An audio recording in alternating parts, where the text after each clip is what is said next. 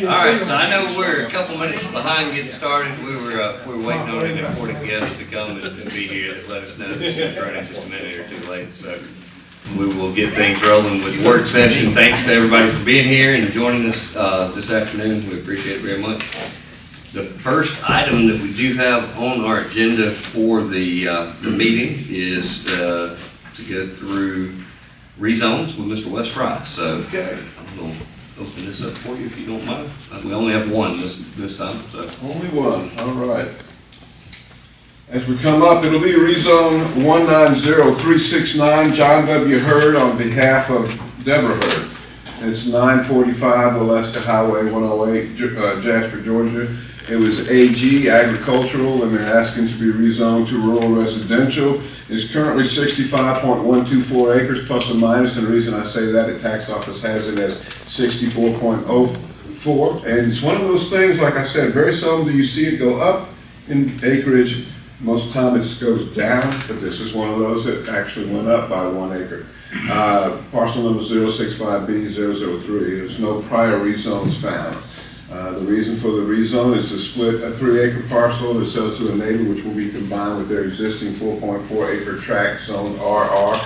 And you can see that is the tract. There is a power line running through it and some open pasture. It's up and down otherwise, and you can see that it's ag, and there's ag in some places around it and some rural residential also across the street, and then one tract over and 3 more pieces.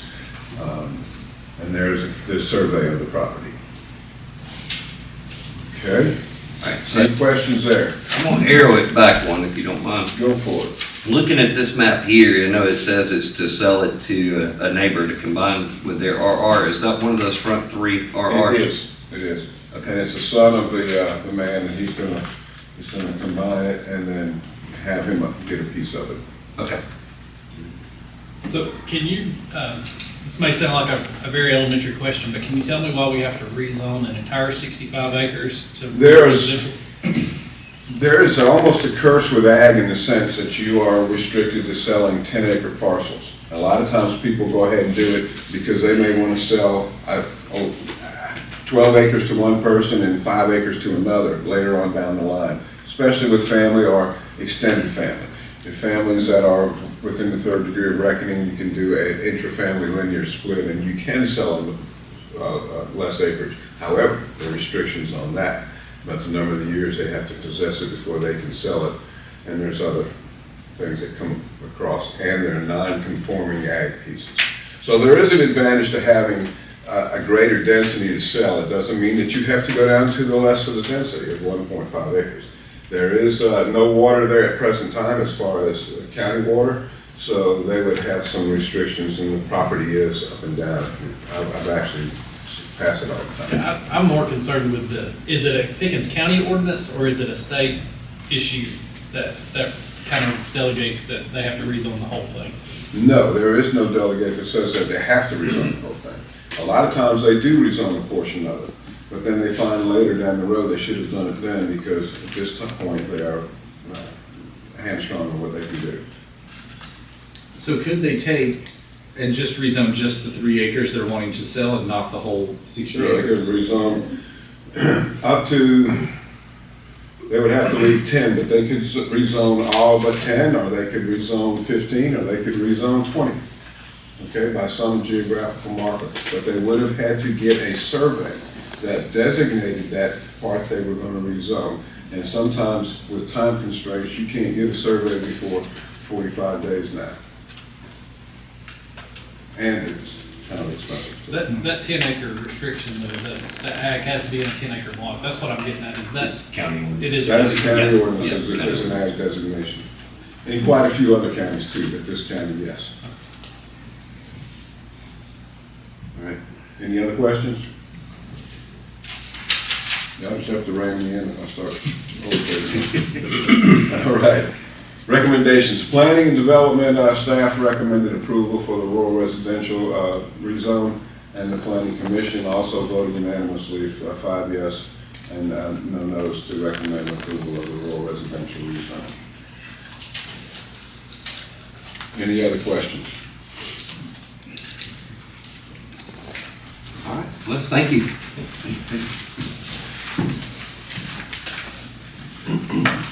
Go through from here, we've got department head updates. I know that we do have several that have talked about going through a couple different things. So because she actually said she wanted to talk about it first, let Miss Christie Eastwood with 911 go first. She actually had a couple of things she wanted to make sure she brought up to the board. The first one is Prepared.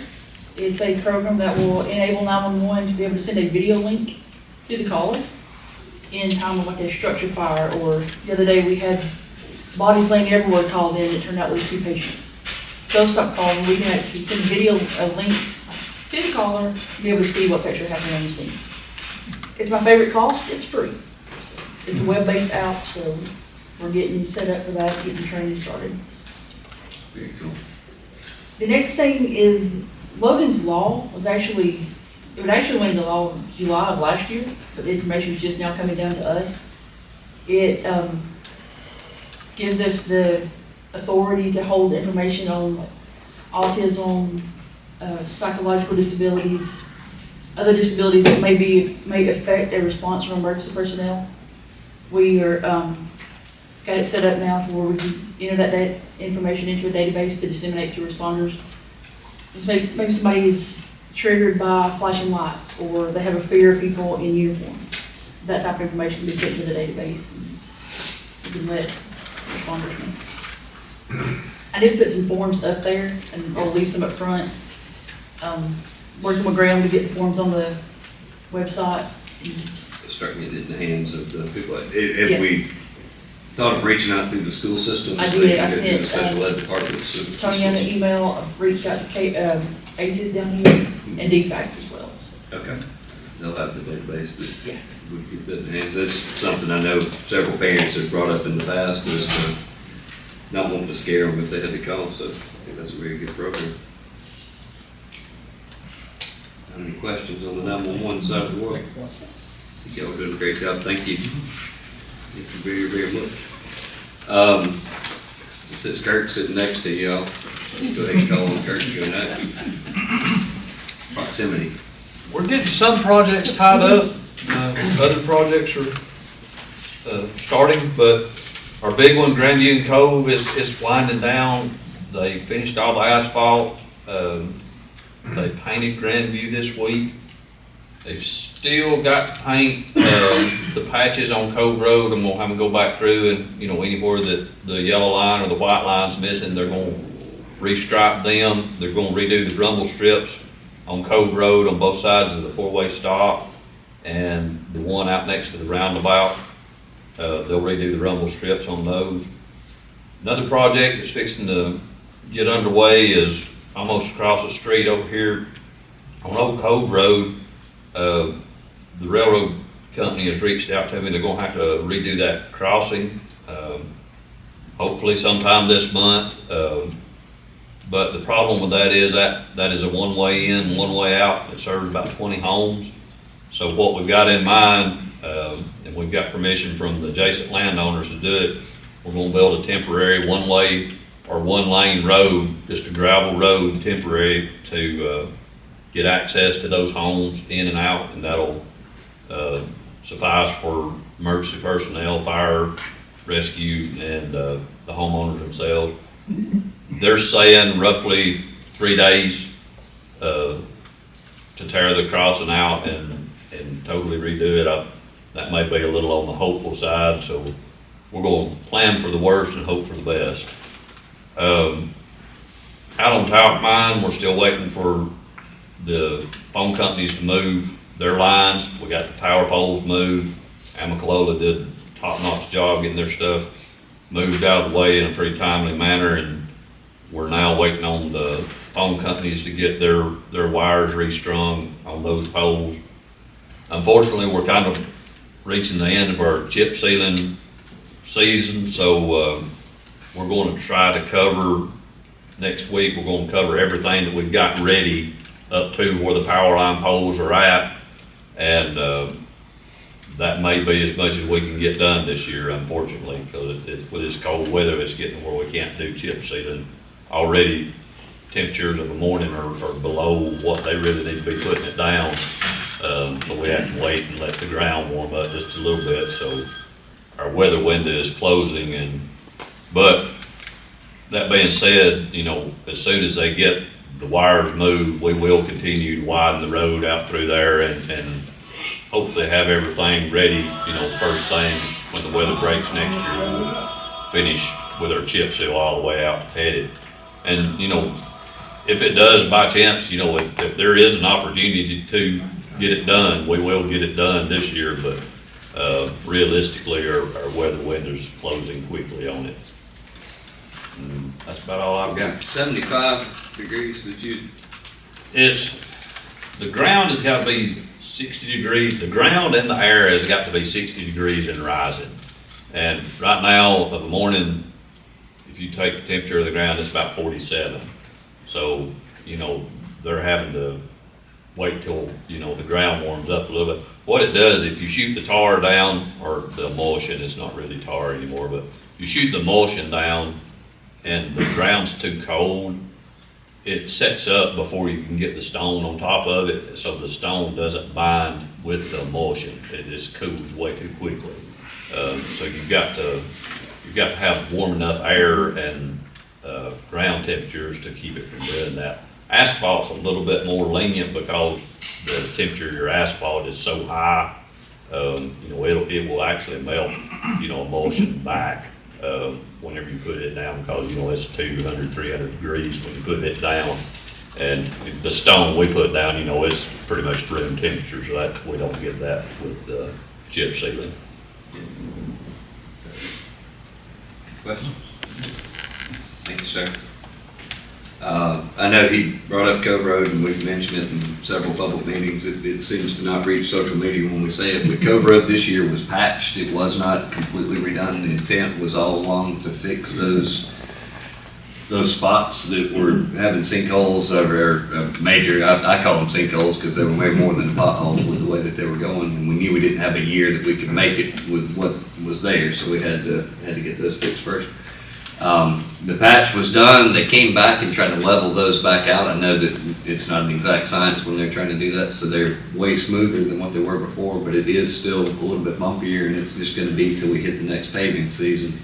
And we'll put that out to bid next paving season, and the reason was simply cost. I mean, it's an 8-mile stretch of road, so it's close to $1 million to just resurface it, and it was close to the same to patch all the spots that were on there. So we tried to spread it out over a 2-year window, and I think that they did a good job. They did a really good job. I think we learned a little bit on the patch process of why places sometimes wait, but if we had waited another year, that would have been way more expensive because it was falling apart in places. So that one was definitely a need that we got in place. All right, I picked on the two that I knew. Who else has got some stuff they want to go over? Got one little quick thing. Next, not this Saturday, but next Saturday, we've joined in with Keep Pickens Beautiful. Had a lot of calls about the old CRT TVs and stuff. People want to get rid of them. So we'll have an event the next Saturday at the Recycle Center from 9 to 1. We'll take them all we can, send them out. Can I ask an ignorant question? Go ahead. What are you defining as a CRTV? The old style we used growing up as a kid that you turned up TV? into TV. Okay, that's what I was thinking. I just didn't know. The old style. Or not. The flat screens you can get rid of them. Yes, the old style. I mean, I grew up as a human remote control for one of those. And my parents sent me to turn all the time, but I didn't know that was what they called it. I just had the pliers on there.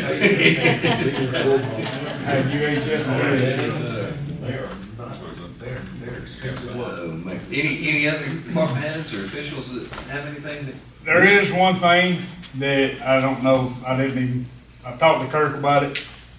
It being October, we're fixing to fire up the brine. We're gonna we're gonna distribute what brine we have, to our satellite tanks and our customers that buy from us, and we're gonna produce, new brine. Cause after about 3 or 4 years, you think when you're pulling the brine out during the winter and you're putting it back in, that top staying, it don't mix well. And so what we're having to do is we're gonna drain it down, mix it up, send it back out, test the solidity of it. It's gotta be 23.3%. If it ain't that, then we're just gonna dispose of it. That way, when Kurt and them gets ready to go disperse of it, hopefully they don't have to, but we'll be ready and we'll have, what, 30,000? We got 20,000 storage at the shop and 2 5,000 gallon satellite tanks. So we'll have plenty of brine when the time comes, we hope. What y'all are doing on both ends, I think will prevent us from any bad weather this winter, because we're having the brine we're covered for, and we now have a new hydraulic, spreader to go on the back of one of the trucks that was kept messing up last year when we were treating roads, so we're probably gonna have the warmest winter we've ever had, because we're well prepared. That's what we anticipate. Oh, man. Harry Potter. No, I appreciate y'all getting on top of that, though. So, Yes, Wes. just, we've been still rocking along, we're waiting for, to curtail some, but it hasn't, really, and of course, we got through our business license season, and the people coming in at the tail end of that, but we're just still rocking along. Yes. Yes, ma'am. I would like to announce that we will be doing our annual open enrollment next Tuesday and Wednesday. The booklets came in today, and I tried to get them distributed out or emailed to everybody, and just hopefully everybody got the word. And then we have that administrative services agreement with our DC plan that coming Coming up on the regular one. Very good. Yes, sir. Just want to say thank you to all those who prayed to keep Ian away from us, and keep your thoughts and prayers for the people in Florida. Very much. Thank you, sir.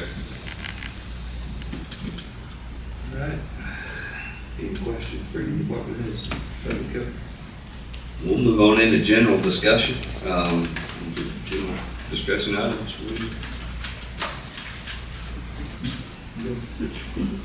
That's clear over there.